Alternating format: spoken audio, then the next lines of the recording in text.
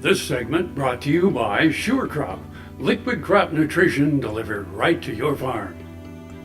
We're back. Now Duane visits with Peter Nowak about the use of neonicotinoids in agriculture.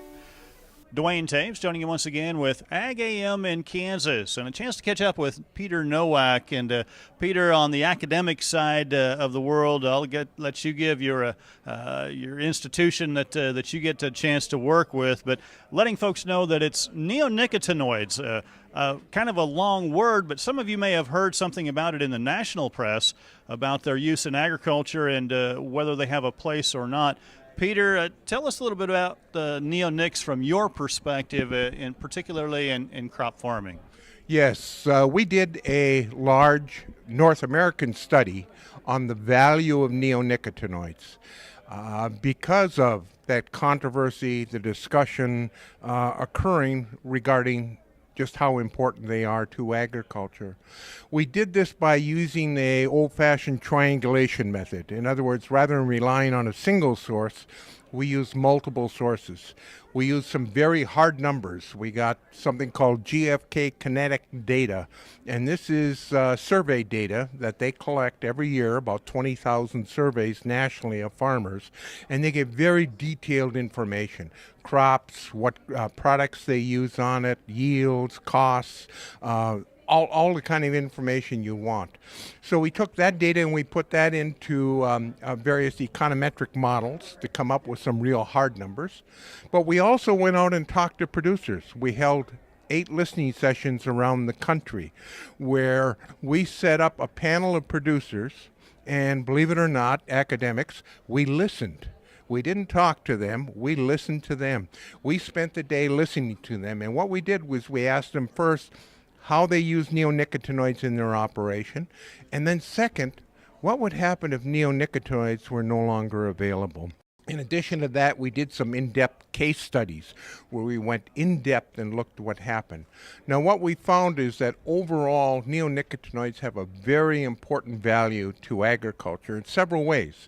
In terms of economic value, it's about $4 to $4.5 billion it brings to the ag economy each year in terms of improved yields, product quality, issues such as that. It's also, believe it or not, with all the controversy that's out there, very environmentally important. Neonicotinoids, the way it operates, is absorbed into the seed as it breaks open and begins to grow. And if any insects, either below ground or above ground, bite into that plant, they encounter the insecticide. And what that does is the producer no longer has to use the only substitutes that are out there, Pyrethroids or organophosphates. You use those, you're going to kill all the beneficials, and there's problems with spray drift, compaction, additional costs. All those issues come up, and these are things that the producers brought up to us. Let's back up just a little bit again and talk about where the problem arose from those outside of agriculture and why they targeted neonicotinoids in the first place. I think, and I'll be quite blunt about this, I think there was some stupidity involved. And I'm thinking of the case on the Pacific Northwest where there was a tree in bloom.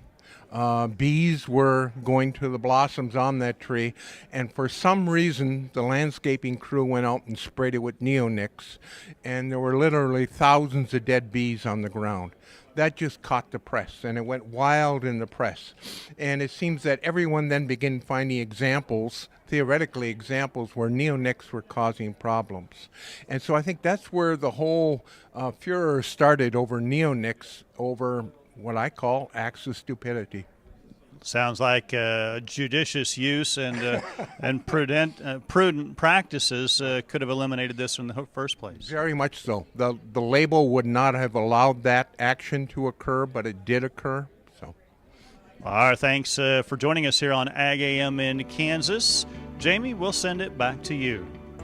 Thanks, Duane. Come back after the break for a look at sustainability in the cattle business.